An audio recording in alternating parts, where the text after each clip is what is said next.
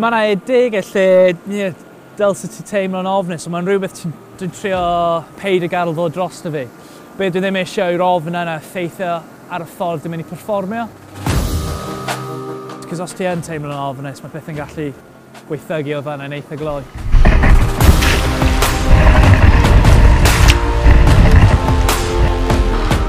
Heddiw, dyn ni draw ar yr afon Teifi. Mae y ceufadu dŵr Gwyn yn Cymru, mae'r gorau yn Prydain. Y peth dwi'n licio'r mwy amdano ceufadu dŵr Gwyn yw jyst y llefydd ti'n gallu bod mynd i. Ond hefyd, mae'n jyst ddim rush gwell na smasho lawr rhyw waterfall anhygoel neu lawr rapid mawr a jyst yr antur yn hwnna ei hun.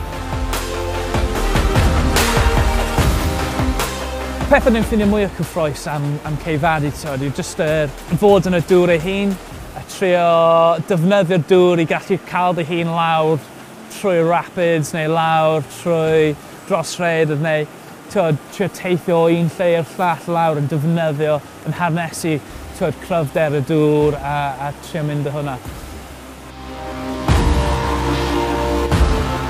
5 munud cynt ti ar yr afon, ti definitely yn trio sysu allan be mae'r llif fel, sut mae'r dŵr yn gweithio ar y diwrnod ni.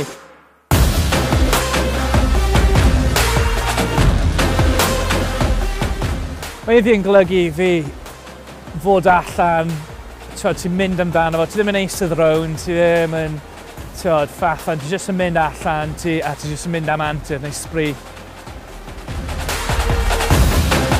Dwi bendant i cael ei gwthio yn cyrfforol ac yn meddyliol fyd, ond beth ti angen neud yw jyst ymddirio yn y pobl rownd ti a jyst gwybod fydda ti'n iawn yn y diwedd.